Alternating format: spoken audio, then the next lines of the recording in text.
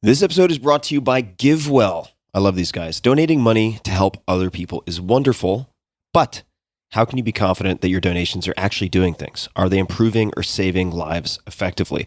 It can be really hard to parse. You could do weeks of research to find the charities that are out there, what programs they run, what their admin overhead is, how effective, blah, blah, blah, on and on. It can take forever. I know from experience. Doing the research is really hard. Or you could simply visit givewell.org for a short vetted list of the charities they've found to be best per dollar in donations at saving or improving lives.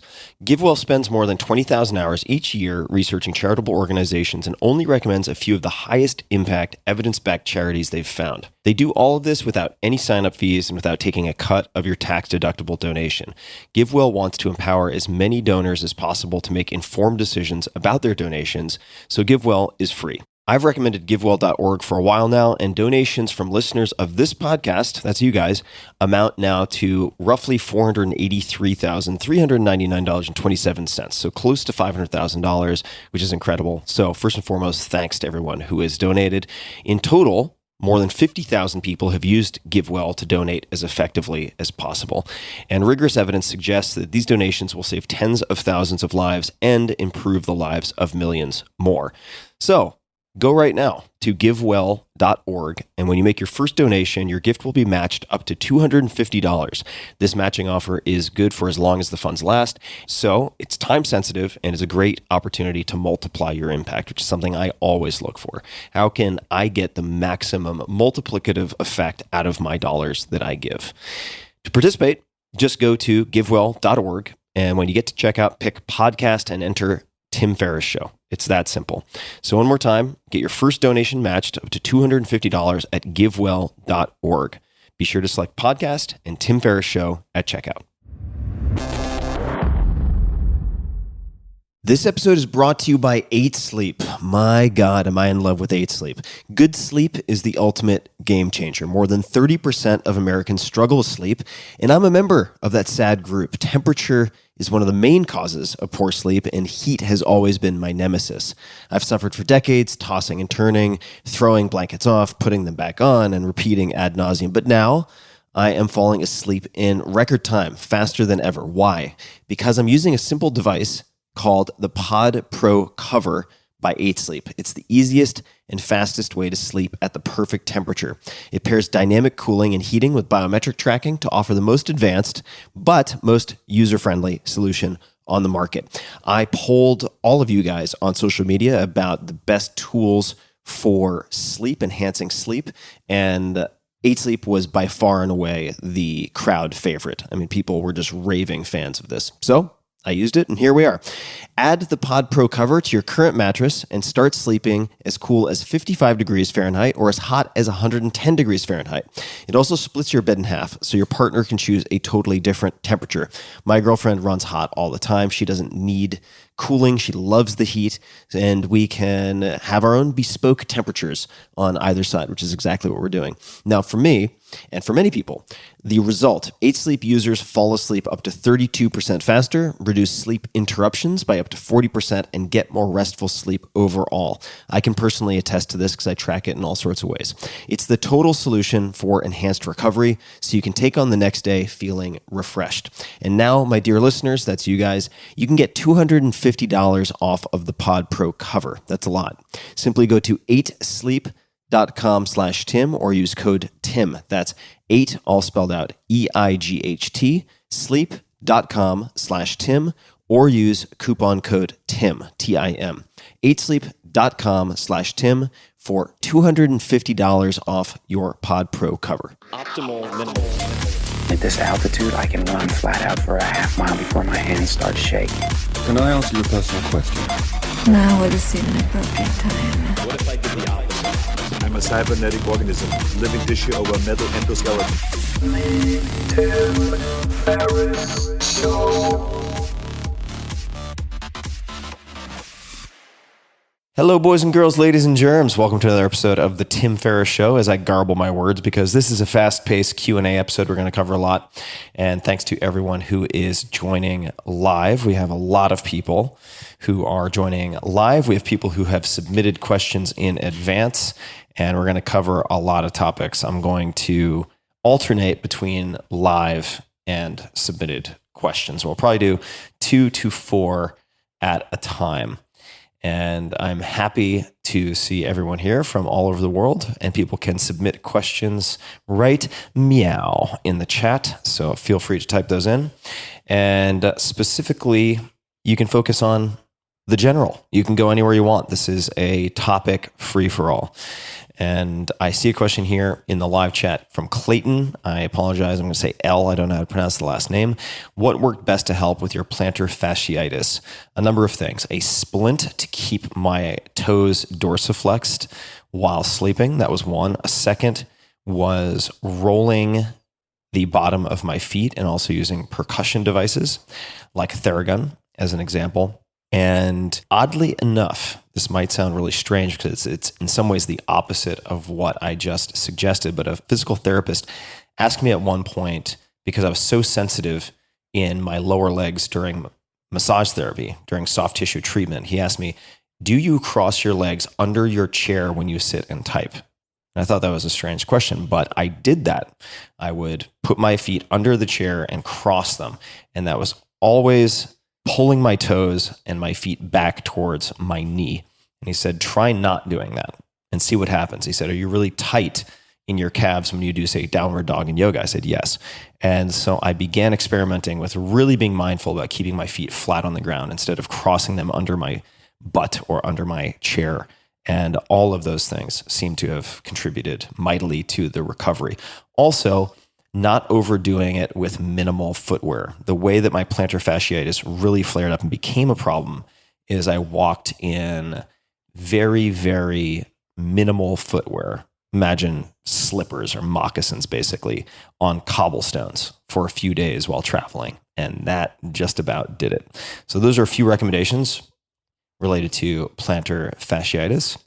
And I am going to take a look now at both the live chat and the submitted questions. I see one here from Amir or Amir Gurgic, I'm guessing. I'm sure I'm completely butchering that name. Hey, Tim, do you ever do breathing exercise next to yoga? So breathing exercises are something that I pay attention to. And most recently, the type of breathing I have done is in concert with HRV training. And you can check out a doctor named Dr. Leah Lagos, Lagos. She also has a book that discusses HRV training and using breath work basically as the API to the autonomous nervous system. So the, what is it, application programming interface. Think of it as the gateway into your automatic or autonomous nervous system. So you can use breath work to produce what she would term resonance that can affect everything from the vagus nerve to many, many other things. And I was doing 20 minutes of breath work twice a day for 10 weeks. And my breath work tends to have an objective in mind, but I do think that breathing, since it is this gateway into the deliberate control, which seems paradoxical, of the autonomous nervous system, or at least some of its functions, I find it very, very interesting. All right, let's jump into some of the submitted questions. This first one is from the Crazy Bulgarian. What did you implement from Andrew Huberman's advice on sleep?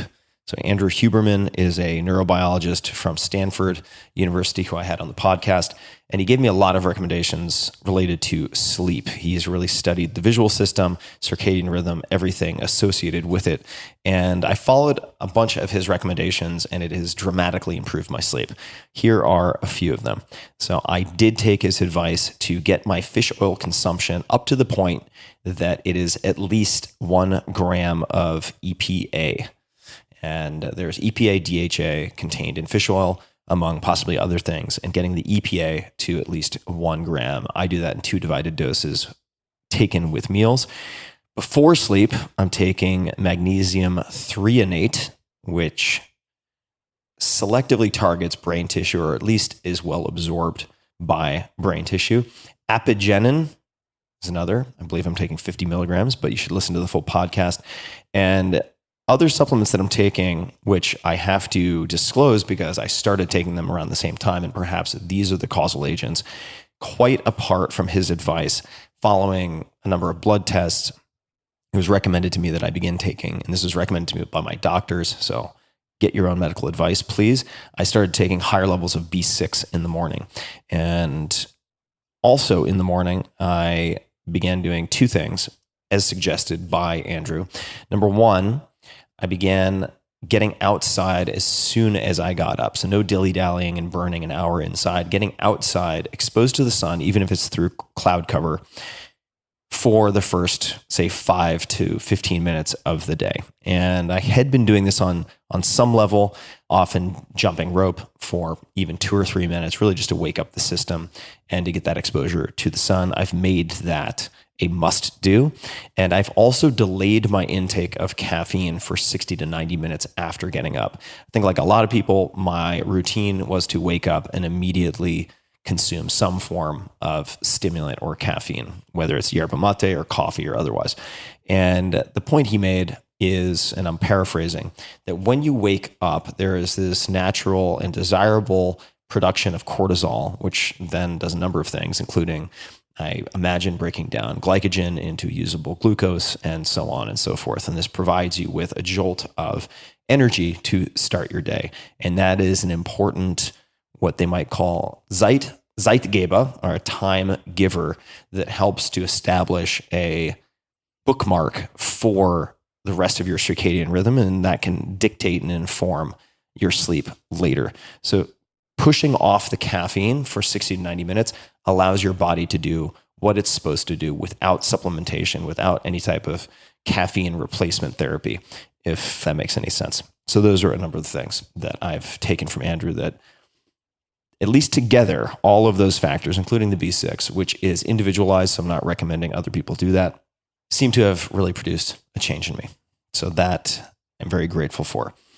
Let me jump to Clayton. This is another question that was submitted. Tim, it's been over a decade since the 4-Hour Body. If you had to revise it, what would you change? Has your opinion changed in regards to components such as keto, intermittent fasting, multi-day fasting, PAG, etc.? The 4-Hour Body, even though it was produced in 2010, has held up remarkably well. And many of the things that were first discussed, or at least first widely discussed in the 4-Hour Body, cold exposure, and so on, as it relates to fat loss or thermoregulation, with Ray Cronise and others, have really stood the test of time and entered the mainstream. So a lot of it holds up. I would want to take a second look at polycosanol as found in PAG to see if there's any additional research that either confirms or disputes the efficacy of including polycosanol. In terms of things that I might add, I would likely put in a more sophisticated chapter on fasting, now that I understand much more of the science and have done many, many, many experiments and had the input of, say, Dominic D'Agostino and Peter Attia and various PhDs and doctors. Those additions, however, were put into Tools of Titans. So a lot of the additions that I would have made to the 4-Hour Body were put into Tools of Titans. And many of the updates that I would have put into the 4-Hour Workweek, but more so the 4-Hour Body and the 4-Hour Chef, were added into Tools of Titans. It's kind of a simultaneous update of all of those books, but certainly fasting, especially focusing on more extended fasting. So 3-day fasts, say once a month, and longer fasts, 7 to 10 day fasts once per year. I do feel quite confident those convey many benefits, only some of which are understood at this point. And last one for now from the submitted questions before we go back to the live feed. It's from Jordan. Why did you stop gymnastic strength training? Do you think you'll pursue it again? I hit pause on some of the gymnastic strength training, as you might define it as GST, per Coach Summer, the former men's national team coach, in part because I injured my wrist. I injured my wrist doing assisted training with Iron Cross and Maltese Cross on rings, and just felt this incredible pop in my wrist and couldn't really use my hand for a number of weeks, maybe even as much as a month or two.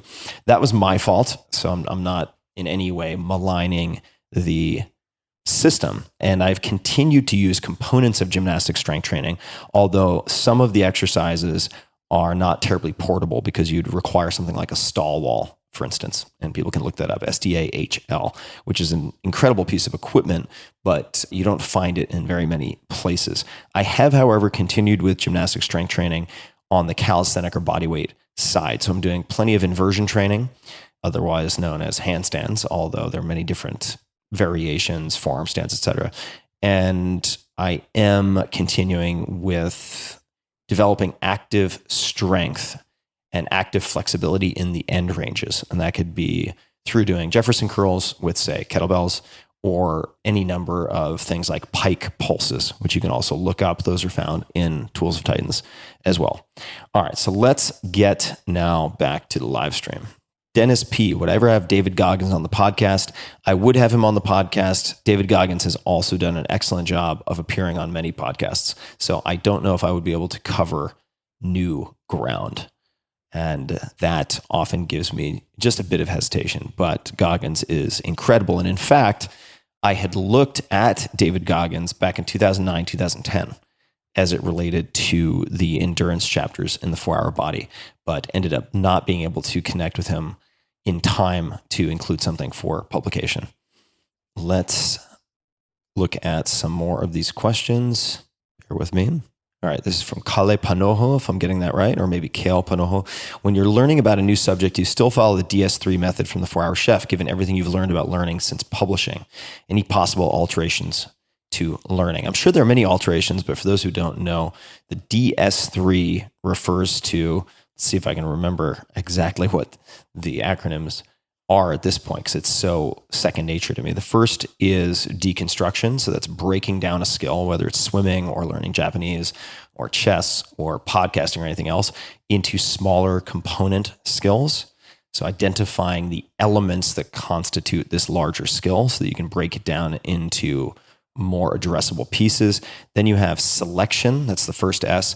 And this is effectively 80-20 analysis. You're looking for the 20% of material or less, the 20 is somewhat arbitrary, that provides you with 80% of the utility or the performance. And in language, for instance, this would very easily be demonstrated through high frequency word lists. Some words are used more often than others. If you choose the proper, say, 1,200 to 2,000 words based on high frequency by looking at ideally material that reflects conversation, but it could be newspapers, textbooks, and so on, you can really develop conversational fluency, or at least adequacy, in 8 to 12 weeks in most languages. That's my belief and experience. And selection being first indicates that I believe material beats method. So what you choose to study, what you choose to practice, is more important ultimately than how you practice, because you can get very good at efficiently studying or practicing things that are of very little importance. All right, so we have deconstruction, we have selection, then we have sequencing, and this is deciding in what order to practice things. So for instance, recently when I was looking at rock climbing and applying this lens, one recommendation that came up a lot was fingerboard training. But fingerboard training can also produce a lot of injuries because your connective tissue, your tendons and ligaments, develop strength, tensile strength, and diameter at a much slower rate than your skill and muscular development. Therefore, whether it's in powerlifting or especially in something where you're using the smaller digits a lot, as in rock climbing, you can really injure yourself. So as a function of going through this process and looking at sequencing, I decided that even though it was recommended many times, I would push the fingerboard inclusion to at least, say, 6 months into my training, and only if I had achieved a certain level of proficiency, technically speaking. And then last, you have stakes. Stakes, S-T-A-K-E-S. You can think of that as consequences. And that could take the form of a bet with a friend, say, for weight loss. Very, very effective. It could take the form of prepaying and committing to some type of group exercise, whereby you are both financially benefiting from some sunk cost in terms of attendance, and then also getting the both encouragement and, as necessary, ball busting from a group of people if you don't attend and comply. I still use this with just about everything. So yes, the answer is I still use DS3 or DSSS as described at great length in the 4-Hour Chef in the meta learning section.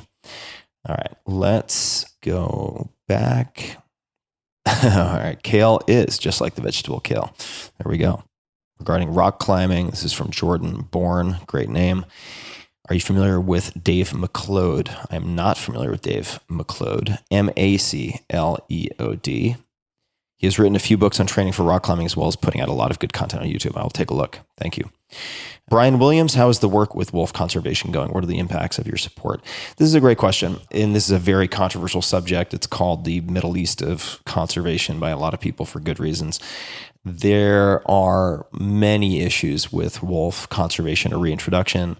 If people want to understand perhaps some of the reasons for reintroducing, the arguments for reintroduction or conservation, they can listen to my podcast episode with Mike Phillips, who led the reintroduction effort at Yellowstone.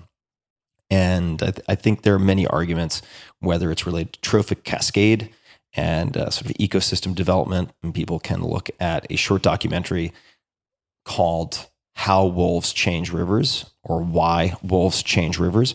The only sort of cinematography mistake that I would point out is I think they refer to elk and they show deer, or they refer to deer and they show elk in the visuals. But if you can allow that not to distract you, I think it makes a good point about how the absence or presence of one species, especially a predator that keeps herbivores moving, can affect everything.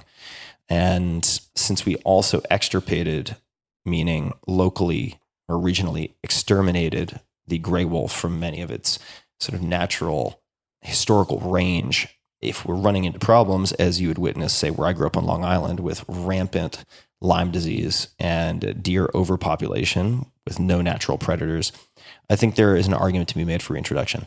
So the work that I did, if you see tim.blog/wolf, you can look at some of what I tried to facilitate in Colorado and elsewhere, I think is having an impact on the national conversation. Unfortunately, wolves as a symbol have become part of identity politics, and they're basically an outlet for some upset and frustration and aggression that is most easily applied to something that can be killed easily, like a wolf. So we're seeing, I think, over harvesting and overkilling of wolves. I do believe there's a place for the management of wolves, the culling of wolves, and the management of those populations through hunting, for instance.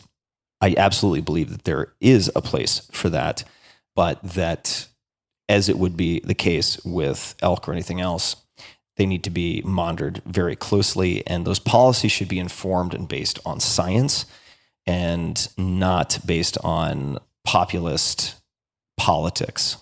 And it's a touchy subject. There is an article that lays this out. It's actually very well done. It's a feature piece called The Way of the Wolf Woman, or something like that. It might be Wolf Lady in the New Yorker. So if you just search Wolf Lady or Wolf Woman and New Yorker, this piece will pop up. And it paints a very compelling, nonpartisan picture, because the fact of the matter is there are individual ranchers who are significantly affected by wolf predation on livestock.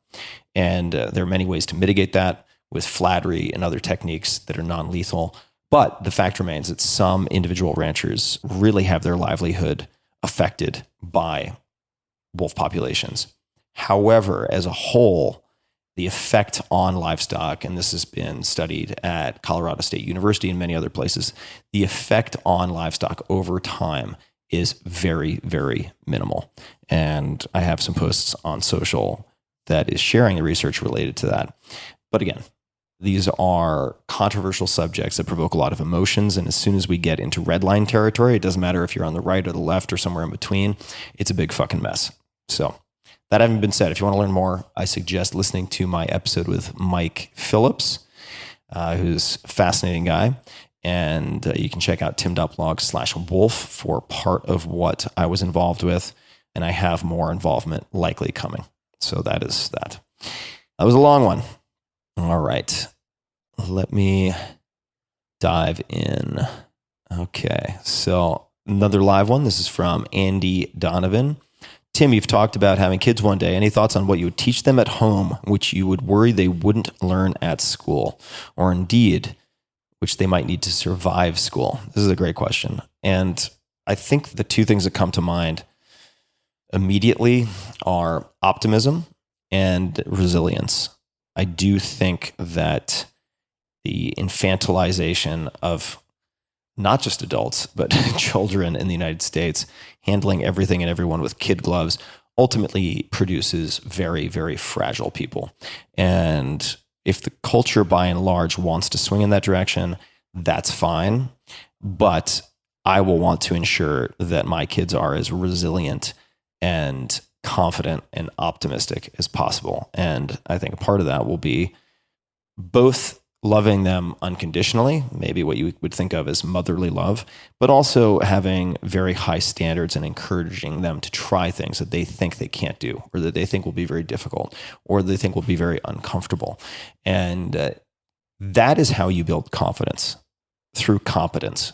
You can't think your way, reason your way into confidence if you haven't actually put in the time and put in the flight time and mileage to develop skills and resilience under duress.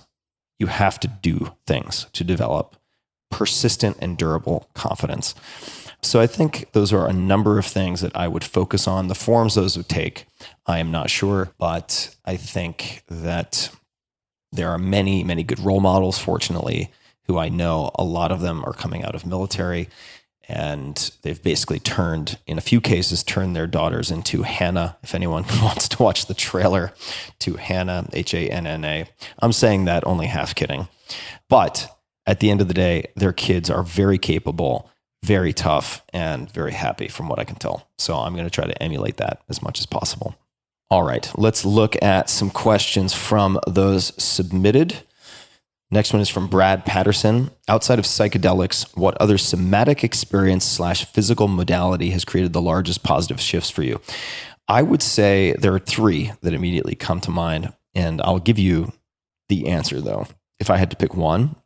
And I would say the one answer I would choose would be acro yoga, if I had to choose one, because of its effects on my relationship with my beloved, my significant other, because of its blend of mobility and strength in end ranges, as well as athleticism overall. And those are not automatically the same thing. Sort of adaptable athleticism is not the same as being really good at 6 lifts in a few planes of motion. And I think that even though this has changed more recently, I remember a number of years when there was a softball or baseball throwing competition within the CrossFit Games. You can look at those videos to see just how poorly people did who were not previously competitive athletes in multiplanar sports with rotation and so on. So acro yoga, on top of that, is just fun. It is a blast, and you always end up laughing because you're going to make mistakes, and it's pretty funny, usually pretty funny when you do, assuming that you're being safe about it. And acro yoga is really a combination of acrobatic training, which you can think of on some level as gymnastics, and therapeutics. So it's also a blend not only of the strength training and agility and flexibility, but at the end of sessions, you would also experience, in an ideal session, say 15 minutes of partner Thai massage for recovery in the cool down. And you get very good at both building and restoring. And I think those are incredible. So I've learned a tremendous amount through acro yoga, particularly in working with Jason Niemer, Nemer. Look him up. He's amazing. I've also had him on the podcast. The two others that I would mention quickly are, actually, I'll mention 3 more. GST, so that's the gymnastic strength training, still a component, and I still think there's a lot to be gained from gymnastic strength training. GST, per Coach Sommer, Sommer. If you search his name and my name, a bunch will pop up. The next is very incremental happy body training. And happy body training is going to sound hilarious to a lot of people, and it should, but they can look up Jerzy, Jerzy, Gregorek, Gregorek. His wife's name is Aniela Gregoric, Aniela. They both have multiple world records in Olympic weightlifting and are originally from Poland. They have devised a system of training that is truly remarkable. And with what I might call micro stretches, where you're really only sustaining an enrage for a half a second or a second, maybe less, but doing repetitions with weight, the gains that I've seen in mobility and active flexibility through their program is just incredible. It's really remarkable. And combined with that would be Olympic weightlifting, but I never got very aggressive with it. However, using as a training goal and as a training standard, kind of the meat and potatoes of some of my training, in addition to kettlebell swings, the overhead squats became an incredible tool for diagnosing weaknesses and deficits to fix, but also really just developing overall functionality. And that would be overhead squats with a barbell pressed overhead as if you were doing a military press, and then dropping down to an ass to heels Olympic squat, which also over time developed much more mobility and flexibility in my ankles, which helped with the plantar fasciitis that was mentioned earlier. And last was swimming. I learned to swim in my 30s. If you look at my first TED Talk, it describes how I used total immersion swimming by Terry Laughlin, who's also been on the podcast. So you can go to TED.com and search my name, and the first TED Talk that I gave focused quite a bit on swimming. And that'll give you an idea of how I learned to swim and how it became a moving meditation at that point. Just a quick thanks to one of our sponsors, and we'll be right back to the show.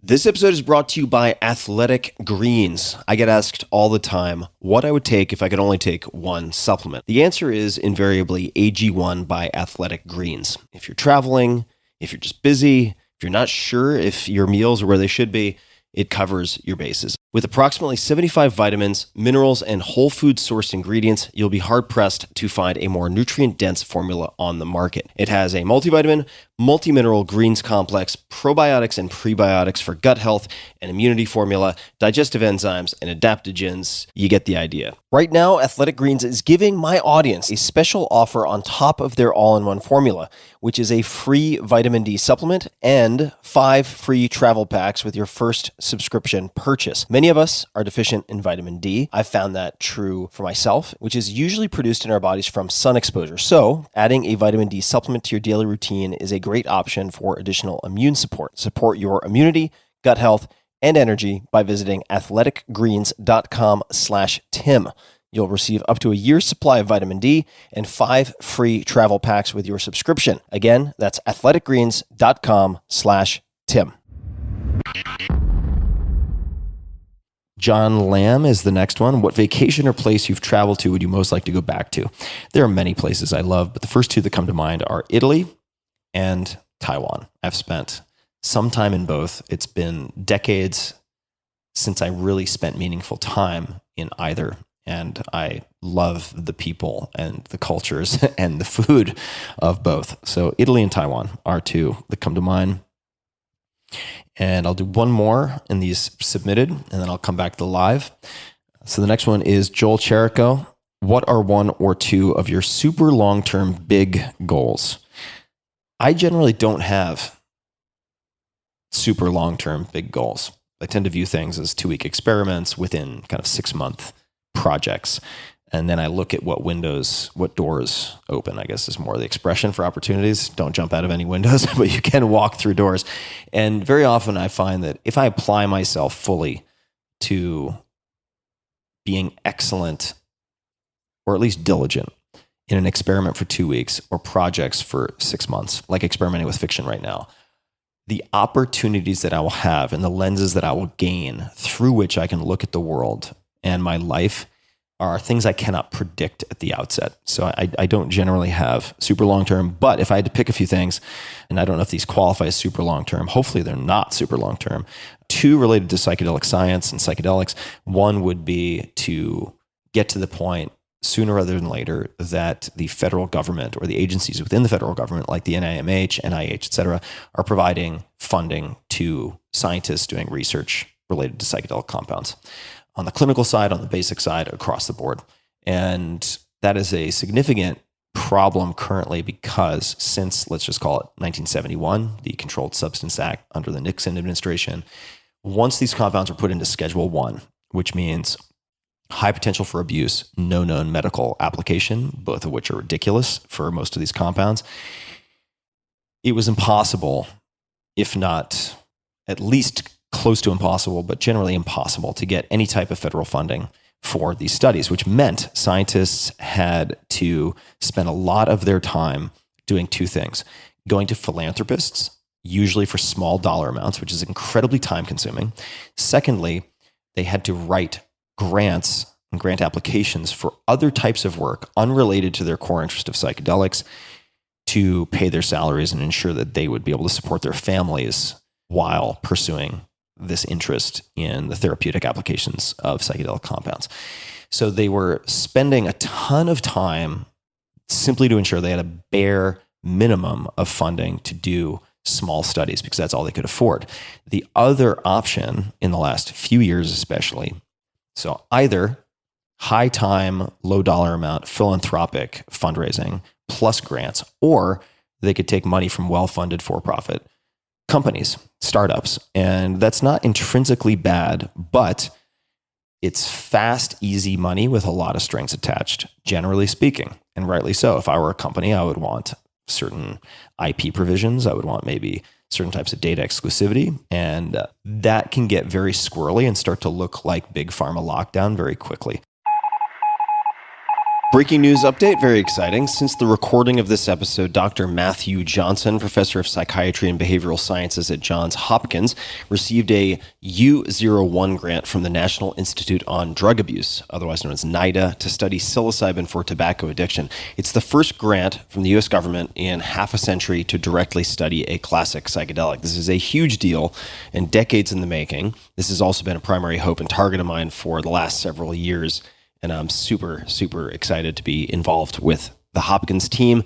So congratulations to Matthew and team. There are also some other folks to watch very closely, Ben Kelmendi at Yale and others. But suffice to say, that is a very exciting update since the recording of this episode. So I would like these scientists to have a third major source of funding, which is the federal government. So that is one I'm very heavily focused on, and I'm hoping the initiative at Harvard Law School that just launched, which I'm a part of, it's called Poplar, the Project on Psychedelic Law and Regulation, will be able to help with that. And I hope they will also be able to help with insurance reimbursement. So getting to the point where these psychedelic therapies are reimbursable through insurance, which means a broader patient population has access, because right now, even if they're rescheduled and prescribable, the therapies will be very expensive because you have preparation, you have integration, you have sessions that are, say, 4 to 8 hours in length. All of this equals expensive. So to make it available to millions of people who are suffering with, say, complex PTSD, treatment-resistant depression, et cetera, you need insurance reimbursement. So that is a second big one for me. And then last, but certainly not least, is building a family and moving into fatherhood and being a partner to my lovely, lovely beloved. And I think that will be a huge phase shift for me. And TBD what that means. But those are a few of my super long-term, big in all caps goals. All right, let's take a look at what we have here. I'll do my best to answer some more. Sheila McQueen, if I'm getting that right, there's been a lot of talk of experiential therapy techniques like psychedelics. Are there any promising research or research programs using VR gaming? I'm not aware of them, although I know that there are some researchers, including Andrew Huberman, who I mentioned earlier as a neurobiologist at Stanford, who have captured footage of, for instance, gray white sharks in the hopes that they can take these type of stimuli and turn them into visual representations in VR so that they can study not just fear, but fear extinction and contending with phobias and so on, using virtual reality as a tool, as a modality. I think there's a lot there. It may take a while until the potential is demonstrated definitively in some fashion, or maybe nothing's definitive, but in a compelling way with some type of clinical study. But I do think there's tremendous promise, and we just have to look at 2D gaming to see where it could go in 3D gaming or simulations or therapies. And Adam Gazzaley, Gazzaley, who recently launched, along with Robin Carhart Harris and others, the psychedelics division of Neuroscape at UCSF, which is a very, very big deal. Adam, with some of his previous research, he and his team developed software called Akili, and Akili is the spelling, and it recently became the first FDA-approved treatment for ADHD as software. So I do think that digital therapies in 2D and 3D and in virtual reality, augmented reality should be tested as legitimate interventions and tools. All right, let's check here, see some more. So Jordan chimed in. There's a psychedelic VR experience called TRIP, TRIPP. It's trying to do something like this. No idea on anything beyond that. Certainly there are going to be people who want to replicate or simulate the benefits of psychedelic treatments without psychedelics themselves. There is a company called Resonate also that is doing some interesting work in this space, and take a look at that and many others. So this will be a crowded and very, very exciting space. So I do expect some innovation to come through. All right, question from Brad Patterson. Favorite book from past year? I read both Lion Tracker's Guide to Life, which is a great book, and Brotherhood of the Screaming Abyss. Good for you. That's a long one. Per your recs and enjoyed. Thanks. Well, I would reiterate that the Lion Tracker's Guide to Life by Boyd Vardy is excellent. That's a very short read for people who are looking for something that I found very compelling and very short. The Brotherhood of the Screaming Abyss is by Dennis McKenna, and that is not short, but certainly for those interested in psychedelics and interested in the history and the biography of not just Dennis, who wrote this as an autobiography, but his brother Terence McKenna, who is very well known, thought of as the Irish bard of psychedelics, and was author or co-author of things like The Archaic Revival, True Hallucinations, and many others. New books. I would say that Of Wolves and Men by Barry Lopez. And I think it's somebody could tell me, it might be On Wolves, but I think it's Of Wolves and Men by Barry Lopez is one of the best nonfiction books I've ever read in my life. It is incredible. It is just phenomenal.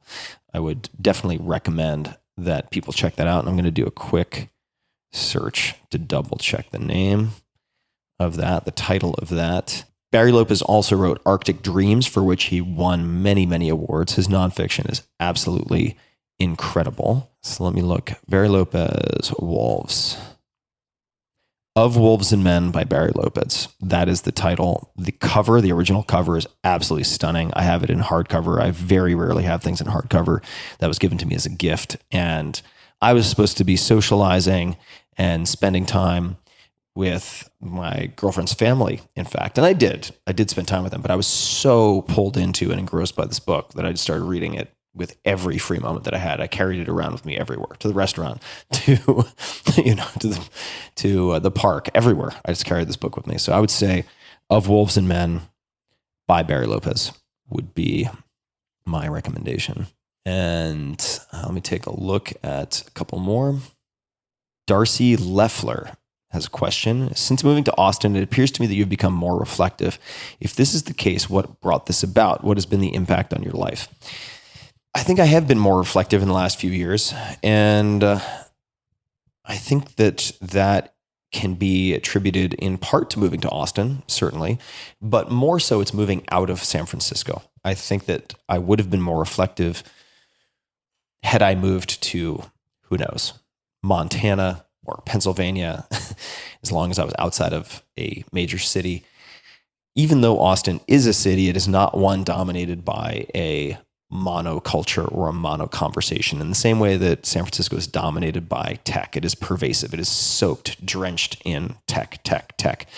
Los Angeles, in many parts, is drenched and soaked in entertainment. And it's very easy to end up in not just an echo chamber, but in a race where you feel like a greyhound chasing that rabbit around the track and you never quite catch it, no one quite catches it, everyone has agreed upon the rules, seems to think it's important, and it's a pull to the external in many senses. So by removing myself somewhat from that environment, even though Austin has 1 million people or so in the greater Austin area, I've been able to kind of recalibrate and think about which interests of mine are actually mine or those that I've absorbed or inherited, which drives of mine are mine or simply absorbed through osmosis in some conscious or unconscious way, subconscious way, if need be. And I think that has caused me, particularly as I contemplate family, fatherhood, and so on, it has brought up a lot of the big questions. Where do I want to be and why? What do I want to be doing and why? What do I not want to be doing and why? Who do I want to spend more time with? As the sort of horizon at the vanishing point at the end of my life draws closer, now that I am, at least based on the historical ages of death in my family on both sides for men, I'm past the halfway mark. Who do I want to deepen relationships with? Do I want to deepen relationships with people I already know? Do I want to develop new friendships? And in either case, why? With whom?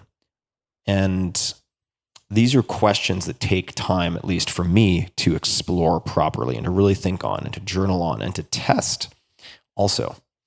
So I think that it's been the removal from a high density urban environment with a monoculture or a mono conversation. I should note that even in a rural place or a smaller city, it is possible to put yourself in circumstances such that you end up in echo chambers. So I've also been very deliberate about trying to avoid that. And I hope that helps to answer the question. I've also had a lot of death in my family. My uncle just in the last few weeks died of an alcohol-induced heart failure and passed away on the day, literally to the day of Richard Nixon's announcement of the drug war 50 years ago, calling public enemy number one drugs. And it just goes to highlight, for me at least, that better treatments are part of the answer, not necessarily better punishments. And these have all caused me to pause these types of events, periods of mourning, and so on. So whether I like it or not, I've been given opportunities to reflect, and I'm grateful at least for that. Let me take a look here. Here's one. Peter Gran, I think Grahn. Have you ever been in any of the Scandinavian countries? Sweden, Norway, Denmark, Finland. And what is your image as an American of these countries? Well, I have spent time in Sweden, in Norway, and in Denmark. I've not yet visited Finland, but I would love to make it to Finland and do some rally racing. You guys have some incredible, incredible racers, and even some of the techniques in rally car racing, like the pendulum swing, is also called the Finnish flick. So I'd love to come to Finland at some point. What is my image? I wouldn't say I have an image across the board of Scandinavians, because in my experience, I've found Norwegians, Danes, and Swedes to be quite different. But I came away with a very, very favorable impression. I've spent a good amount of time in all three, and some of my blood is from Denmark. So when I went there, I remember I launched the 4-hour work week in Danish. I decided to go to Denmark. I'd never been at that time. And it was hilarious because I was walking around, pretty much bald as is, looking as I do. And it was like reverse Where's Waldo. So in Japan, you could like see a crowd of 5,000 people and be like, there's Tim. In Denmark, that was impossible. I looked like 90% of the people there. And so we were launching the 4-hour work week, which I think is 4 timers arbeidsuge, something like that. And I was having drinks with the publisher and the editor who was responsible for this book. And I said, but something, I have this huge head and this gigantic bridge troll forehead, which I get made fun of and have been made fun of forever in the United States. I have a huge head. I look like bobblehead in the United States. And that's part of the reason I continue to weight train, because I need a big enough neck and body not to look like a lollipop. And everyone had had a bit of booze at that point. And the editor said, "You don't have a huge head. You have a normal Danish head." And that made me feel a lot better about myself. So I have a very positive association with Scandinavian countries.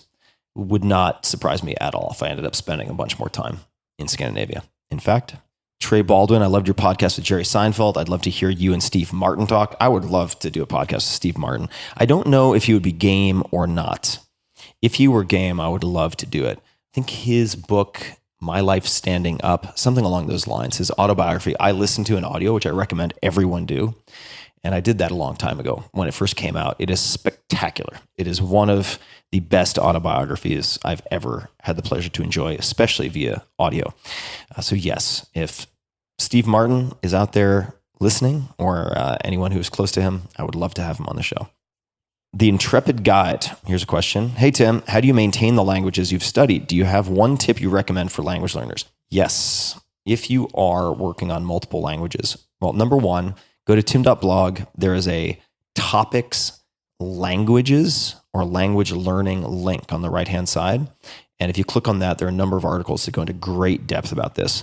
There are articles by Ben, the Irish polyglot. There are articles by many others who have learned 5, 6, 10, 12 languages, and they talk at length about this. In my case, I try to create a chain of languages such that I'm reviewing a prior language as I'm learning a new language. So for instance, when I learned Spanish, and this was a long time ago, 2004, 2005, mostly in Argentina, I chose one Japanese comic book series because a lot of the Japanese comic book series, have dozens of volumes. You're not going to run out of material, and they're popular enough to have been translated into just about any popular language. And comic books are, by definition, conversational. A lot of it is dialogue. 90+% of it is dialogue. So you're getting spoken language instead of written language. So I chose One Piece, which is a very, very popular comic book.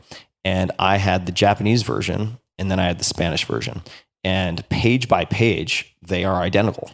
And I would read in Spanish to the extent that I could. And if I came across something I didn't know, I would then go to the Japanese, and I would look at the Japanese version and see if that reminded me of the proper word, if I could translate the Japanese, in other words. So I would use the Japanese to reinforce the Spanish, and the Spanish to reinforce the Japanese. The Japanese was what I already knew. The Spanish was my target. Then I learned Spanish pretty well. My Spanish now is rusty, but I can get by. Keeping in mind, this was 2004, 2005. So 16 years ago, I haven't studied since. And then when I later in, I suppose 2005, it would have been, wanted to learn German, and I might be getting these two mixed up actually. It might have been German first, but nonetheless, the illustration will be coherent. When I then wanted to learn German, I had the Spanish version of One Piece, and let's say learning Spanish, I'd gone from volume 10 to 15, right? Each volume is 200 pages or something. Then I picked up at 16, and I had the German One Piece, and then I had the Spanish One Piece. So I would try to read the German. If I couldn't, I would go to the Spanish. And if the Spanish wouldn't get it done, then I would go to an electronic dictionary. Now you have Google Translate, so it makes it a lot easier, and so on and so forth. So I created these chains, these connected links of one language to the next. But I highly suggest for those interested in digging into this, I think some of the best articles written on the web about language learning are on my blog at tim.blog. And you can find the language learning topic or tag. And I can say that comfortably because many of the best articles are written by other people. All right. Vaibhav Methuku, I think the name is. What principles have you learned from chess that you can use outside of the game? Quite a few. And if anyone saw the Tim Ferriss experiment episode where I did chess and Brazilian Jiu-Jitsu, I think this is a good illustration. And you can also find a discussion of this in the 4-Hour Chef. There's actually a pretty extensive discussion of Josh Waitzkin, his work with Pandolfini, I think it was, and various principles that he applies and that I apply in other areas. I would suggest if you're looking for the translation of chess principles, high-level chess principles to many other fields, pick up a book called The Art of Learning by Josh Waitzkin. So The Art of Learning by Josh Waitzkin, Waitzkin. He was the second or third ever podcast I did on this podcast that now has almost 600 episodes. And every episode with him, I think, is solid gold. So you can also listen to the first episode with him. Some of those would be learning the macro from the micro. So taking or creating scenarios of decreased or minimal complexity, let's just say going to the end game in chess and having king and pawn versus king, to learn the macro principles that will allow you to then become a better chess player when all of the pieces are involved. There are a number of others. I'll leave it at that for now, but learning the macro from the micro with simulated conditions of reduced complexity is something that he's applied all over the place to chess, to investing, to Tai Chi push hands, in which he was a world champion, to Brazilian Jiu-Jitsu, in which he became the first black belt under Marcelo Garcia, who's considered the greatest of all time, 9-time world champion, and so forth and so on. So those are a few that come to mind. Let me take a look at some of these submitted questions. The Intrepid Guide. Update. Thank you for answering my question. What you described as chains is called laddering. There you go. So it's called laddering. There you have it, folks. All right. So question from Taimur Shah. Tim, I feel often like my energy to think deliberately is low. How can I improve this? My recommendation would first and foremost be to get comprehensive blood testing with your doctor, because you may identify, especially if you do a sort of micronutrient analysis, on top of that, that you have some type of deficiency or some type of explainable issue that can be treated. It's not necessarily a thyroid issue, for instance, but there are things like hypothyroidism that could explain something like this. There are many other things. Perhaps you have a selenium deficiency. Perhaps you're taking too much zinc and you've developed, in response, a copper deficiency, right? So overdoing it with supplements and drugs can produce various issues. But stop number one is talking to your physician and getting comprehensive blood testing. All right, let me take a look at some of the questions here. Question from Matt Ridley. Outside of sleep, what is your biggest force multiplier? Be 5 to 20 minutes of exercise in the morning with sun exposure. Even without sun exposure, I think there's tremendous value in, as soon as you get up, doing 5 to 20 minutes of exercise. That could be just about anything that moves your body. And I do think that motion, whether that's jumping rope, kettlebell swings, something dynamic, swimming, is of great value. It seems to really turn on my neural drive in a way that helps my cognition and mood tremendously for the rest of the day. It is astonishing how big a difference. Even 2 minutes of jumping rope outside. Like, everybody has 2 minutes. You have no excuse not to do 2 minutes of something. But doing 2 minutes of jumping rope outside in the sun, seriously, if that's all I do, it is a complete step function change in how I feel and how I think for the rest of the day. Could be placebo. I don't really care if it is placebo, but that would be the force multiplier. Outside of sleep, 5 to 20 minutes exercise in the AM, which consequently helps with sleep also. So it's a 2-for-1. Mira Levy, what about cold showers first thing in the AM? Yeah, I like that too. I like exercise more, but what I'll often do right now is I will exercise for the 5 to 20 minutes and then take a cold shower to rinse off and then move on with the day. So that's how I approach it. This is a question from Alex. After undergoing isolation, stress, and trauma, how would you suggest individuals deal with the lingering psychological effects and cognitive biases of the pandemic, in parentheses, heightened scarcity mindset, risk aversion, etc., so that one can keep making growth-based decisions as opposed to fear-based ones? And there's more to it, but I'll tackle that first.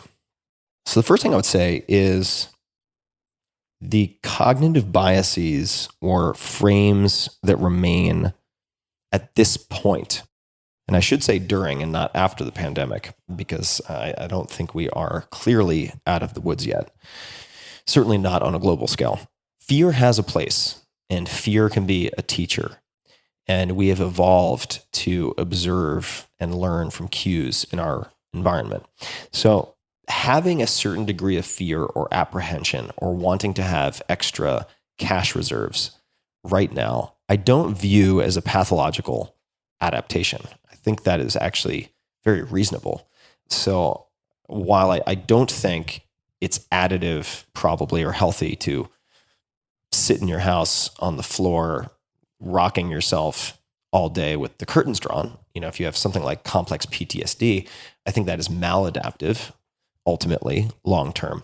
But if you're simply behaving a little more conservatively because of what has happened in world and local events over the last year, I think that's a very intelligent adaptation. So I don't take that to be a bad thing. However, to address your question more directly, I'll give you two things. So the first, I think, is to, and I've learned this the hard way multiple times, rather than trying to fix or suppress scarcity mindset, risk aversion, anxiety, if you want to begin to improve the situation, I find that reading a book like Radical Acceptance by Tara Brach is incredibly helpful. If you are trying to block things out or compartmentalize them or get rid of them, I do find you can do a lot of damage in the process, and the solution is very rarely a long-term, durable solution. So Radical Acceptance by Tara Brach, which was recommended to me at one point by a neuroscience PhD, which was very surprising. I think that book is spectacular. If you are interested in a therapeutic modality, a therapy that can complement to that or be done independently, I think IFS, internal family systems, is exceptional. And I've seen tremendous results personally from that. For that reason, I had Dick Schwartz or Richard Schwartz on the podcast. If you search my name and IFS, that podcast should pop right up, and I suggest listening to that. And the last, and this is effective, highly effective for worrying and anxiety. Side note, I remember someone said to me, worrying is like praying for what you don't want. I thought that was quite clever and memorable and useful to keep in mind. But the book is an old one, How to Stop Worrying and Start Living by Dale Carnegie. Pretty sure I'm getting the title right. How to Stop Worrying and Start Living by Dale Carnegie. I have yet to meet a single person, I should say a friend. I've yet to run into a single close friend of mine who's been suffering from anxiety, who has not benefited from this book and come back and been incredibly happy that they read it. Some of it's going to be outdated. That's fine. It's an older book, but it is outstanding. So Radical Acceptance, the book, IFS as a training modality. You can get a taste of it. I do a live demonstration of it on the podcast with Dick Schwartz. And then How to Stop Worrying and Start Living by Dale Carnegie. All right, let me take another look here at the submitted questions. And we're making good progress here. So I'm going to keep going if people want to keep going. We're at 1 hour, but I'm just going to keep rolling because I'm having a good time. Side note on finance and money. For those who are looking at the video, you can see this painted circle. Looks kind of like the Eye of Sauron. It's this red circle with a yellow and white center and green on the canvas around it. I have had more compliments on this piece of artwork from people who've seen it than perhaps any other piece of artwork I've ever had. This was bought for $60 at a warehouse yard sale, basically. So for what that's worth. Katie Wood asks, what advice would you give to someone just getting started in podcasting, or what would you have done differently when you first started? Note, I realize that very few people actually can monetize their podcast in a meaningful way, so I'm not as interested in that as I am in making something worth listening to. Thanks, as always. You're welcome, Katie. So let me take a stab at this. What would I do differently? I wouldn't do anything differently. I think I made all the right mistakes. And I think I approached it in a way that I'm very, very happy with. And I'm going to rephrase something that you said, though, if that's all right. You said, and I'm summarizing here, but I'm interested in making something worth listening to. I would suggest you think about creating a podcast by asking, how can I make this worth doing personally for me? And the way I thought about that was informed by conversations I've had with Scott Adams, the creator of Dilbert. He's written about this extensively, and he has excellent writing and essays on this. But how to win even if you lose. And he and I also talked about this on the podcast. So if you want to listen to that, you can find him there. By the way, he also predicted everything that happened with Trump well in advance of anyone thinking it was anything more than a joke. So his predictive powers are also pretty good. But the way I approached podcasting was asking myself, what skills can I develop? And which people can I develop or deepen relationships with by doing this, so that even if I stop after 6 episodes, and I'd initially committed to 6 episodes, I think it's important to commit to some critical mass of, say, 6 to 10 episodes, because you will need the repetitions to develop skills. And as a consequence of developing better skills, to deepen relationships or develop relationships with people. And I approached it as a win-win proposition in the sense that I enjoy researching and interviewing people. That is my favorite part of putting together my books, is identifying experts, interviewing them, and pulling out unusual findings. That's my favorite part of the book writing process. I was burned out after The 4-Hour Chef, didn't want to even look at a book for a while, at least a couple of years. And I realized that by doing the podcast, because I'd really enjoyed being on a few podcasts during the 4-Hour Chef launch, specifically Nerdist Podcast, Joe Rogan, Mark Maron, and others, some of the longer form podcasts, really enjoyed being on that side. And I thought to myself, if I approach this in the right way, I can become better at interviewing. And therefore, I can become better at doing research, which will help future books if I decide to go back to books. And I'll interview people, initially people I know, because it'll be less intimidating and they'll hopefully be more forgiving. Although Kevin Rose busted my balls like crazy in the very first episode, because that's Kevin and that's what good friends do. But I approached it so that even if I had 0 listeners, it would still be a success after 6 episodes. And on top of learning to ask better questions, in listening to the audio, I would be able to identify and fix verbal tics. And by fixing verbal tics, you know, so, et cetera, you become a better thinker. Usually the easiest way to do that is through writing, is to trap your writing on paper, and then you can edit or have proofreaders edit your thinking. It's very hard to do in conversation unless you record. And you can not just record, but you can transcribe so that you can review transcripts and see just how awful your verbal tics look when they are put on the printed page. So those are a few suggestions, but think about how you can win, how you can be really happy you spent the time doing it. And in my case, that's developing skills, developing relationships, deepening relationships. And an example of that would be, in the next couple of weeks, I'm hoping to interview my parents. I'm not planning on ever publishing those. I hope to share those with my kids when they're old enough. But that's really to deepen my relationship with my parents, and also to have a recording of them in vivid detail and rich depth for my own kids, because my grandparents passed away when I was very young. I really didn't get to know them very well. And that's an example of sort of winning no matter what, even if no one, in this case, the intention is kids, but even if you don't have a guaranteed audience, if that makes any sense. Okay, one more submitted question, then I'll go back to live. This is from Ivy Patton. Any thoughts on gap year travel, alt ed for young adults? Not in lieu of college necessarily, but as a way to better understand yourself before the enormous investment of a college education. Furthering the truth that not all classrooms have 4 walls and not all people are cut out for desk learning. So perhaps the question is, do you think college is a must? Well, let me back up and comment on the lead, which was related to gap year. I think that almost everyone would benefit from having the option of a gap year in the United States. And I would love one option for that gap year to be national service of some type. That could be Peace Corps. It could be volunteering with a national nonprofit like Teach for America. Could be military, could be anything. And that was actually suggested on this podcast. So I've absorbed a lot from my guests. But I do think a gap year, whether that is traveling abroad, whether that is doing something in the United States, but stepping outside of the 4 walls of the classroom to really gain life experience that broadens your thinking of the world and the people in the world, is tremendously, tremendously valuable. As to the question of whether or not college is a must, it's hard to say that anything is a must. There are always exceptions. So I can't say college is a must.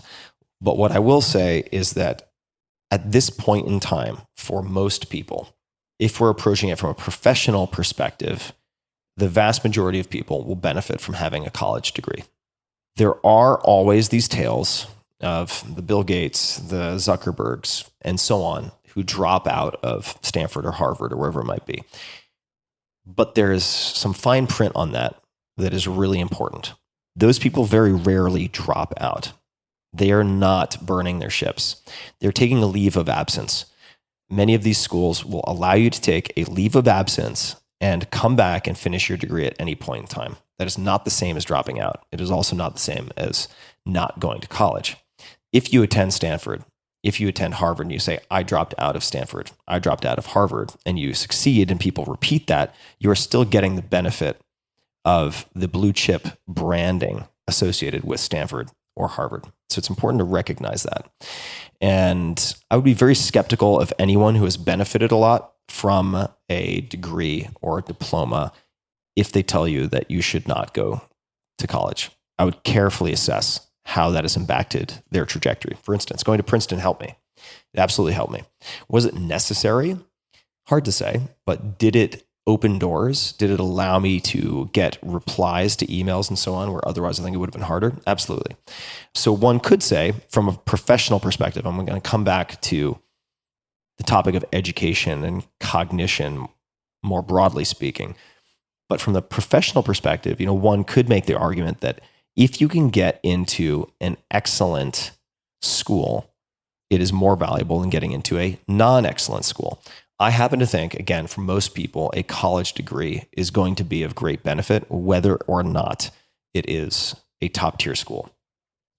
When it gets to MBAs and things like that, professional degrees, graduate degrees, if you are doing it for professional advancement, let's take a look at an MBA program. I think that the value of an MBA is dramatically lowered if you are not going to one of the top 10, 15 schools in the country who are well known for their MBA programs. That advice could differ if you are coming out of a management consulting job or one of the big 5 accounting firms within which getting an MBA is encouraged for career advancement and promotion, where they pay your way. That is a different situation. All right, let's come back to the broader question. Do you think college is a must? But now let's look at it from the perspective of what I would consider, in the most literal sense, not in the typical sense, a liberal arts education. So this, again, differs a little bit from technical degrees, but I never received a technical degree, so I can't really speak to that. I do think that going to a school, and I'm not going to say it's a must, but going to college, being forced to take mandatory coursework, and then depending on your department, having required coursework and course load, broadens your intellectual curiosity. I do think, at least in my case, you end up taking things that you expected not to like that you really like. You take things that you thought you'd like that you really don't like.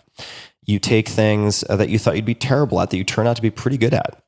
You take classes you think are going to breeze that completely kick your ass. And I do think that broader education with assignments, how old-fashioned am I, are really valuable to someone in that phase of life, that being the age range of an undergrad, because you don't know what you want, even though you might think you do. You don't know what you're best at. You don't know where your life will be in 2, 3, 4, 5 years. And it is absurd to think that you have comprehensive self-awareness of your strengths and weaknesses. You simply don't. And you're not cognizant of where you have the greatest potential either. In that case, I do think there's a benefit to college, so to speak. Now, could that take the form of something online? Yes. Could it take the form of something in another format? Absolutely. But most people left to their own devices without some investment of time and money and without the accountability of classmates and having to be a certain place at a certain time are just not going to study as much as people who are operating within those constraints. And constraints aren't always things that prevent you from doing what you want to do. Sometimes constraints are the things that you erect or that you deliberately engage with so that you can focus on doing the thing you want to do. So I think positive constraints are very, very important. So that's a long answer, but Ivy Patton, I hope that helps. Let's take a look at some of the live questions. Miguel Leite, I don't know how you pronounce that. Tim, how are you going to cope with sleepless nights once you become a father? I have no idea. That's one of those I'll figure it out when I get there kind of things. I don't know. I'm not looking forward to no sleep, but if my friends are any indication, they seem to adapt and not die. So I assume I will do the same. All right, let me take a look here. Jonas K, do I know Tea Time with Tynan? I don't know Tea Time with Tynan. I've seen a bunch of tea times. People can look back at this podcast and at blog posts and see that I did Tea Time with Tim quite a long time ago. So I don't know what's going on with the tea times, but I do think I was one of the early adopters to Tea Time with X. So who knows? Maybe I'm an imitator. Maybe unbeknownst to me, I have copied many, many other people who've done the same thing. I do not know. Question, what's my take on global warming? How are you preparing for possible worst case scenarios? I am paying incredible attention to climate change and thinking about it on every possible level. I would say that it singularly is what produces the most existential anxiety and preoccupation in me. So I'm looking at it from every possible perspective and thinking about the implications on food security, on migration within countries, both in the US and elsewhere, water supply. And I think we're going to have a lot of trouble in the next 10 to 20 years, possibly sooner. So that is not a comprehensive answer, but I am extremely occupied and preoccupied with thinking about climate change and researching it and spending time reading about the kind of latest findings and potential implications from experts. Ruth Ann, also that 8 Sleep pod has changed my sleep life dramatically so. That's awesome to hear. I have an 8 Sleep right upstairs. I am a huge fan, especially when it's 95 plus degrees outside. Had the AC die, and if it weren't for the 8 Sleep, I would have been just an omelet with 0 hours of sleep. Question from Jessica Downey. I'm joining late, so maybe you answered this already. Why are you suddenly hosting these more frequently? What do these sessions bring to you? Honestly, I don't get out that much. I'm pretty introverted and very, very, very private with my personal life. So this is a way for me to engage socially and have fun and meet people and answer questions I never would have come up with on my own. And to also turn the tables and have a chance to just riff, since I'm the one usually asking questions. So I get a lot out of this. I really, really dig it. Thank you for asking, and thank you for joining. All right, there's some questions about psychedelics and psychosis, schizophrenia, etc. I absolutely do not recommend psychedelics if you have had multiple psychotic episodes or if you have family history of schizophrenia or personal experiences with schizophrenia or multiple personality disorder or anything like that. These compounds can absolutely, from what I've seen, and also this is supported by some degree of the research, accelerate the onset of some of these conditions or exacerbate the symptoms and severity of some of these conditions. So I absolutely would suggest that people who are concerned about that not take psychedelics. And with respect to my own manic depression or bipolar disorder, I experience more symptomologically or sort of phenomenologically, although that's usually used in the context of fancy papers in my life with respect to psychedelics. In terms of the presentation of symptoms, I experience what resembles more major depressive disorder or treatment-resistant depression. I don't have much in terms of amplitude change with manic episodes. And I think the more you experience that, the higher the danger or the greater the risks involved. I am not suggesting that anyone with bipolar should use psychedelics. I should also note that I have access to pretty much every one of the world's top experts with respect to psychedelics. Chances are that most people listening to me do not have that degree of professional guidance and input. So my suggestion would be if you have pre-existing psychiatric conditions, that you only use psychedelics in conjunction with advice from your psychiatrist and from your medical doctor. And one first step there is to introduce them to How to Change Your Mind, the book by Michael Pollan. And if they're willing to read that, since I think also psychedelics represent the possible, I shouldn't say the future of psychiatry, but a future paradigm that will dramatically change the nature of psychiatric treatment and also overlap with, I think, in some cases, medical treatment. If you look at some of the beta carbolines in ayahuasca, for instance, like harmine, I think they're tremendous possible applications to what we might consider physiological illnesses, physical illnesses, IBS, Crohn's, and so on, or neurological damage experienced by those who suffer from chronic depression, etc.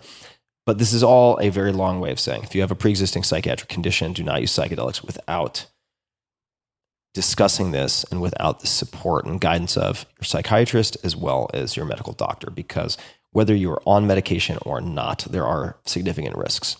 And if you swim a little closer to the bank of chaos and entropy than the bank of rigidity, and I had a conversation with Graham Duncan about this on the podcast, but if you flow in this direction, you can get yourself into a lot of trouble with psychedelics. And my cousin by marriage actually used a lot of LSD when he was young, and there are some in the family who think that precipitated early onset of schizophrenic symptoms and is very, very, very challenging. He's fortunately doing extremely well now, but these are things you should be very careful with. So, cautionary notes complete, but work with your psychiatrist and your doctor, and you do need both. Okay, let's take a look at some more of the live questions. Ranjit Singh, am I still interested in Bitcoin crypto? Yes, I'm still very interested in crypto and blockchain, although there is a sea of noise and garbage out there.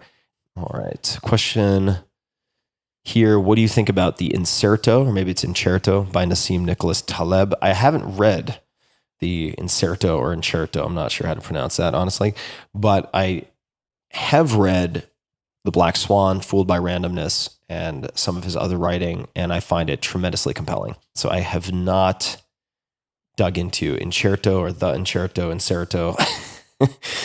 so I have no opinion of that. But Anti-Fragile, Fooled by Randomness, and The Black Swan, not necessarily in that order, I found all of them to be very thought-provoking and worth reading. And I don't say that lightly. Let's see what else we got. Actually, somebody pointed this out, and I should highlight it. Kevin Rose also has a fantastic podcast called Modern Finance. And I think it's modern.finance on the web. You can find it wherever you find your podcasts. I think it's at modern_fi on Twitter, but it is exceptional with respect to DeFi and new innovations in the world of finance, banking, money, etc. Let me take a look at a few more of these, and I'll probably hop off in maybe 15, 20 minutes, if that's okay with you guys. Even if it's not okay with you guys, I'm going to do that. All right. Here's a good question, and it's related to my disclaimer and warning earlier. Linda E. Robledo, I found myself asking if the subconscious should always be examined if we are functioning. Are we prepared to open Pandora's box with the use of psychedelic treatment options? It seems very scary to me and not sure why. Will repression rear its ugly head later? This is a great question and commentary. Always is a really strong word, and I think it's aptly used here. So, should we always examine the subconscious if we are functioning? If you are highly functioning and things are going well, it would be hard for me to say that you should automatically use psychedelics or that you have to use psychedelics. They are not a panacea. There are risks involved, and you can open up Pandora's box and experience things that will require processing. So if you don't have space in your life to do that, if you don't have slack in the system to contend with material that might come up, then you should consider very carefully whether or not this is a good time, or if there is any good time for you to use these compounds. I am not a messiah at all. I don't view myself as a hammer looking for nails with psychedelics. They are contraindicated in many circumstances. They are extremely powerful. People who take them lightly generally get punished. And you can have long-term consequences that are very difficult to resolve. And if you're cavalier with some of these compounds, even if they have short duration in earth time, like 5-MeO-DMT in 15 minutes, 5 to 15 minutes, and people refer to it as the businessman's high and the businessman's trip, This is a dramatic underestimation of just how destabilizing and reorienting or disorienting these compounds can be. They're very, very powerful. So I continue to feel that they are and will be as important as Stan Grof has said, as important to psychiatry and the understanding of the mind as the microscope was to biology and the telescope was to astronomy. I believe that. I completely believe that, both from firsthand experience and from the research and from anecdotal reports in great numbers. And right along with that, you can inflict upon yourself instability or ontological shock that is incredibly difficult to contend with. So I don't think that one should always open up Pandora's box with these compounds, nor do I think that everyone should use them, even once. And, for many of these reasons, I also think it's a great state of affairs and a great place right now with respect to phase 3 trials to have MDMA-assisted psychotherapy as the tip of the spear, because MDMA is a compound in the right context with properly trained therapists that is much easier to facilitate and to navigate, also to prepare for and to integrate, than classic psychedelics or novel, newer synthetic psychedelics. So I'm very pleased that we will hopefully have time with larger numbers of patients to refine the systems and the way in which these substances are administered, the way that adverse events are dealt with MDMA before even psilocybin. I'm very, very pleased by that. Okay, coming to next question. Casey Mersel, what do you do to pattern interrupt when you notice you're slipping into a low point? I find often that the fall gains momentum, and I would be curious how to hedge against this. There are a couple of really simple things, and it's easy to neglect the simple.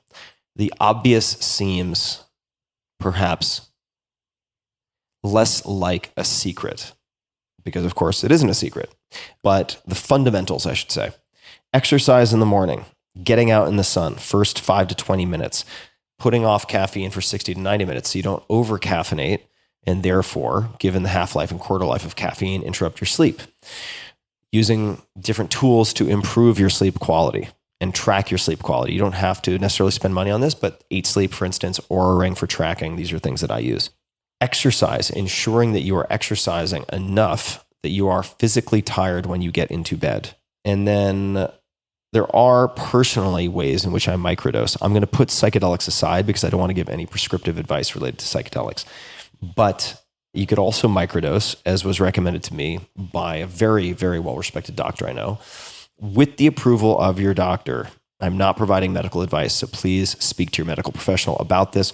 Low-dose lithium orotate, which I purchase on Amazon, and I take 5 milligrams before bed. And if I'm starting to slip or feel like I might be slipping, I take 5 milligrams in the morning as well. That is not a monotherapy or high dose.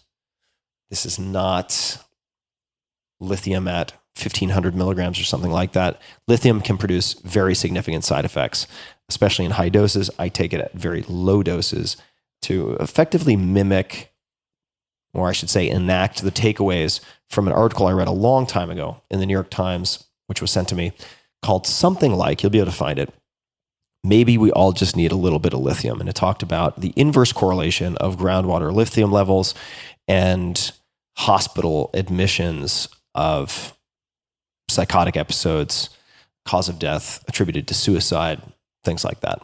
But certainly read the article and speak to your medical professional. But don't forget the basics. Exercise, sun, mitigating caffeine, cutting out alcohol. That's a big one. And also cold exposure. There are, I think, very legitimate reasons why back in the day, people like Van Gogh would be prescribed 2 cold baths per day. Because it does have, at least in my case, significant antidepressant effects and anxiolytic effects. That would be anti-anxiety effects. So those are a few. Okay. Let me take a look here. Aha. So for clarity, Tim, the Incerto, I'm assuming it's Incerto since he likes Italian, is the collection of the following books: Fooled by Randomness, The Black Swan, and Anti-Fragile. Some will include Skin in the Game. Great. Then I'm a fan of the collection. There you have it. All right. Let me take a look here. Lauren O'Brien has a question.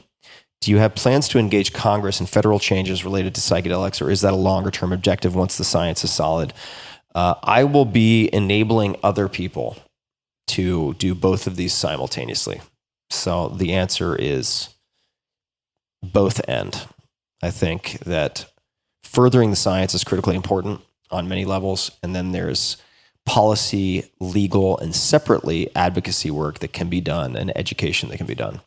And thankfully, there are some figures, former political powerhouses and current, who are very much paying attention to psychedelic therapies and how they can be applied to certain populations who are politically immune in some respects, like veterans with complex PTSD. And I'm absolutely fine, more than fine, with starting with that subpopulation, because it's important to have defensive capabilities, or better yet, political immunity, meaning that no member of any political party can say, fuck the veterans and get away with it. It's just not going to work. So they have, in that sense, an immunity idol or talisman that enables them to further certain types of investigation in a way that is very difficult otherwise. So I will be pursuing all of that. And let me take a look here at two more. Here's a question. What's your favorite wrestling movie? Did you ever watch Vision Quest? Oh yeah, Vision Quest is fantastic. I mean, it's for people now, I think it's going to age probably quite poorly. It's pretty cheeseball, but fantastic movie. I loved it when I saw it. My favorite wrestling movie is a documentary called Dan Gable, Competitor Supreme. And if you can find it, that was my press play, watch to the end, and then start over and press play. This was back when it was VHS. And then later I got the DVD. But Dan Gable, Competitor Supreme, is about Dan Gable, one of the most dominant athletes of all time, who, I'm going to get this wrong, but he had a high school and college record of something like 253 and 0. And then in his, I want to say his last match, in his last NCAA final, he lost by 1 point. And he was so upset by this that he trained 7 hours a day, 7 days a week for the Munich Olympics, and then won a gold medal, I want to say without having a single point scored on him. Now that's enough to make you a legend. But then Dan Gable went on to become a coach and to become, I don't know now, there are John Smith and there are many other coaches who have done amazing, amazing things. So I'm not sure if this still stands, but certainly for a while, he was one of the most dominant coaches, not just in wrestling, but in any sport. He produced just an endless string of championships and champions. So Dan Gable, Competitor Supreme, I haven't seen it in many years, but if you have a chance to watch it, check it out and let me know what you think. It's intense and it's great. I really, really, really enjoyed it. All right, Jonas K. What gets most people the most bang for the buck in terms of time management when you exceed 200K annual income? Example given, executive assistants. Whether it's 200K or less or more, I think it becomes increasingly important to revisit certain concepts. And the way I do that is through books. So The Effective Executive by Peter Drucker. Read that. Read it at least once a year. Essentialism by Greg McKeown. Read that. Highlight it. Highlight it on a Kindle so you can export your highlights and then review your highlights. Another would be the 80-20 principle. And if you're so inclined, the 4-hour work week, because there's a certain synthesis of a lot of those in the 4-hour work week. But I don't read my own book because that would be fucking bizarre. So I don't read my own book. It'd be really, really strange to be spotted walking around reading my own book at restaurants and so on. So I read, and that's not the only reason. I mean, I already know that content, so I'm going back to catch things that perhaps I didn't catch the first time, or to review my own highlights in all of those books. Those are a few. All right, 2 more questions from the submitted questions. It's from Michael Friedman or Friedman. Could you please give some examples about how having a sleep tracker helped improve your sleep. I'm on the fence about buying the one that you have had for a while, and a little push would be great. Thanks a lot for all your amazing work. I've been a huge fan for over 10 plus years. Thank you, Michael. For most people who use a sleep tracker, many of the takeaways will be obvious. So if you use, say, Oura Ring, which I still use because I do constant experimentation and I like to see what happens. For instance, without the Oura Ring, I would not have realized that if I have a sauna right before bed or too late at night, within 3 hours of going to sleep, it interferes with sleep and also negatively impacts HRV the next day. However, if I have a sauna at, say, 4 or 5 p.m., a few hours before dinner, it dramatically improves HRV for the next day or two. Also, something that nearly everyone will see is that 2 or more alcoholic drinks, if you're drinking stiff drinks like gin and soda, as I often do, might be only 1 drink, dramatically damages your sleep quality. And for me, that's especially true of deep sleep. And I find that to be valuable as a reminder, even though it is obvious. And it makes self-denial or denial of that very, very hard. And I would say that overall, the main benefit of wearing a tracker is it makes you more aware of your sleep, and it facilitates, it encourages paying more attention to your sleep.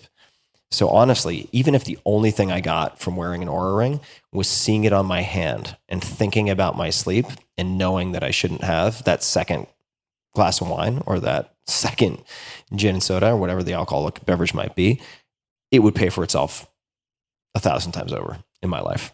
And there are certainly other devices, but 8 Sleep helps to track. It also helps to modify because of the way that it provides cooling and heating depending on the zone on the bed. There are other options, of course. And then you have many different tracking devices, my favorite being the Oura, O-U-R-A ring. But could you improve your sleep? Could you become aware of these things without those? Yes. Can you modify? Yes, you can still modify your sleep. But there's certain things technically that are a lot easier with something like 8 Sleep or the Chili Pad, things of that type. All right, I'm going to do one more. Wesley Arai, you're highly efficient and seem to be knowledgeable about everything you do. Is there anything that you do that you just say, F it, and do it willy-nilly? That's a good question. So first of all, I'm picking the questions that I answer. So that creates the illusion that I'm knowledgeable about everything that I do. So I'm curating these questions. I'm not answering the questions that would leave me stuttering and giving nonsense answers or making things up. So that's an illusion. I appreciate the comment nonetheless. Is there anything that I do just to say fuck it and do it willy-nilly? Yeah, tons of stuff. There's lots of stuff all over the place. So if I went boating recently, tried to learn how to sail, didn't know what I was doing at all. But I had a great time. I had a few drinks with friends on the water, and it was fantastic. Had a lot of fun. So when I am invited to do new things, I'm constantly just saying, fuck it. Playing with new instruments, musical instruments, fuck it. Let's play around. Right? I'm not putting it into some DSSS framework and sitting down and saying, hold on. I'm not going to jam with you guys. Give me 2 hours to figure this out and watch YouTube videos. I'm not doing that. And it might be the only time that I play around, but I do certainly play around, and it's important to me for my personal growth that I do more of that. So thank you for the reminder. And the last question, this is going to be the last one because I think it's a good one to end on. This is from Brandon Beckett. I practice mindfulness and gratitude, but still can't find a way to temper my drive, feel satisfied, and enjoy the present moment. How do I slow down and enjoy life again without being so focused on the future? Okay, so if I take a look at this, there are 2 things that jump out at me. And the first is you say, and enjoy life again. What that implies to me is that you have enjoyed life before. In other words, what you're striving to be able to do, you've already done at some point. So I think journaling on that, even if it's several days in a row, in the morning, longhand, stream of consciousness, something along the lines of morning pages. And I suggest you just look up my name in morning pages, and that'll give you a lot on how I think about these things and use these things. That would be step number 1. Although this can be done simultaneously with step number 2, which is really simple. Read an article called The Tail End by Tim Urban. So Tim Urban has a blog, although calling it a blog seems to not give it sufficient gravitas. His website is called Wait But Why, and you can find it Wait But Why, spelled out, waitbutwhy.com. And there's an article called The Tail End, which everyone should read. And that was introduced to me by Matt Mullenweg. And it really changed how I look at the world and how I look at my life, because it shares with you multiple ways of visualizing your remaining time on the planet visually, your remaining time with loved ones visually. And it is a gut punch. It is a sober and catalyzing reminder. It is very short as an article, and I have read that probably 20 times. It is incredibly good. It's so good that I believe that Tim Urban very graciously allowed me to reproduce it in either Tools of Titans or Tribe of Mentors. That is how strongly I felt about it. But you must, if you have not, read The Tail End by Tim Urban. And if you've read it, print it out, read it again, read it every morning. It is that powerful. And with that, I will wish you all a wonderful week and a wonderful weekend. Thank you for joining, everyone. This has been a lot of fun for me, so hopefully it's been fun for other people as well. And let's do this again. Tea time with Tim is my tea time with all of you, and I enjoy it very, very much. I will include links to everything discussed in the show notes, which people can find when this is published at tim.blog/podcast. And until next time, thank you for tuning in. Be safe. Experiment constantly. And I don't mean necessarily with drugs. I mean with behaviors, with getting sun in the morning, with trying cold exposure, and accepting what you find useful, rejecting what you find useless, and adding what is uniquely your own, a la Bruce Lee. Baby steps, baby steps. That is from What About Bob? One of the greatest philosophical movies of all time. And with that, I bid you adieu. Hey guys, this is Tim again. Just one more thing before you take off, and that is 5 Bullet Friday. Would you enjoy getting a short email from me every Friday that provides a little fun before the weekend? Between 1.5 and 2 million people subscribe to my free newsletter, my super short newsletter called 5 Bullet Friday. Easy to sign up, easy to cancel. It is basically a half page that I send out every Friday to share the coolest things I've found or discovered or have started exploring over that week. It's kind of like my diary of cool things. It often includes articles I'm reading, books I'm reading, albums perhaps, gadgets, gizmos, all sorts of tech tricks and so on that get sent to me by my friends, including a lot of podcast guests. And these strange esoteric things end up in my field, and then I test them, and then I share them with you. So if that sounds fun, again, it's very short, a little tiny bite of goodness before you head off for the weekend, something to think about. If you'd like to try it out, just go to tim.blog/Friday. Type that into your browser, tim.blog/Friday. Drop in your email, and you'll get the very next one. Thanks for listening. This episode is brought to you by 8 Sleep. My God, am I in love with 8 Sleep. Good sleep is the ultimate game changer. More than 30% of Americans struggle with sleep, and I'm a member of that sad group. Temperature is one of the main causes of poor sleep, and heat has always been my nemesis. I've suffered for decades, tossing and turning, throwing blankets off, putting them back on, and repeating ad nauseum. But now, I am falling asleep in record time, faster than ever. Why? Because I'm using a simple device called the Pod Pro Cover by 8 Sleep. It's the easiest and fastest way to sleep at the perfect temperature. It pairs dynamic cooling and heating with biometric tracking to offer the most advanced but most user-friendly solution on the market.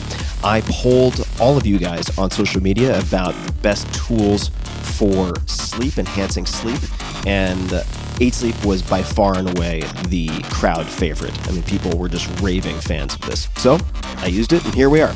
Add the Pod Pro cover to your current mattress and start sleeping as cool as 55 degrees Fahrenheit or as hot as 110 degrees Fahrenheit. It also splits your bed in half, so your partner can choose a totally different temperature. My girlfriend runs hot all the time. She doesn't need cooling. She loves the heat, and we can have our own bespoke temperatures on either side, which is exactly what we're doing. Now, for me, And for many people, the result, 8 Sleep users fall asleep up to 32% faster, reduce sleep interruptions by up to 40%, and get more restful sleep overall. I can personally attest to this because I track it in all sorts of ways. It's the total solution for enhanced recovery, so you can take on the next day feeling refreshed. And now, my dear listeners, that's you guys, you can get $250 off of the Pod Pro cover. That's a lot. Simply go to 8sleep.com/Tim or use code TIM. That's 8, all spelled out, EIGHT, sleep.com/Tim, or use coupon code TIM, TIM. 8sleep.com/Tim for $250 off your Pod Pro cover. This episode is brought to you by GiveWell. I love these guys. Donating money to help other people is wonderful, but how can you be confident that your donations are actually doing things? Are they improving or saving lives effectively? It can be really hard to parse. You could do weeks of research to find the charities that are out there, what programs they run, what their admin overhead is, how effective, blah, blah, blah, on and on. It can take forever. I know from experience. Doing the research is really hard. Or you could simply visit givewell.org for a short vetted list of the charities they've found to be best per dollar in donations at saving or improving lives. GiveWell spends more than 20,000 hours each year researching charitable organizations and only recommends a few of the highest impact, evidence-backed charities they've found. They do all of this without any sign-up fees and without taking a cut of your tax-deductible donation. GiveWell wants to empower as many donors as possible to make informed decisions about their donations, so GiveWell is free. I've recommended givewell.org for a while now, and donations from listeners of this podcast, that's you guys, amount now to roughly $483,399.27, so close to $500,000, which is incredible. So first and foremost, thanks to everyone who has donated. In total, more than 50,000 people have used GiveWell to donate as effectively as possible, and rigorous evidence suggests that these donations will save tens of thousands of lives and improve the lives of millions more. So go right now to givewell.org, and when you make your first donation, your gift will be matched up to $250. This matching offer is good for as long as the funds last, so it's time sensitive and is a great opportunity to multiply your impact, which is something I always look for. How can I get the maximum multiplicative effect out of my dollars that I give? To participate, just go to givewell.org, and when you get to checkout, pick podcast and enter Tim Ferriss Show. It's that simple. So one more time, get your first donation matched up to $250 at givewell.org. Be sure to select podcast and Tim Ferriss Show at checkout.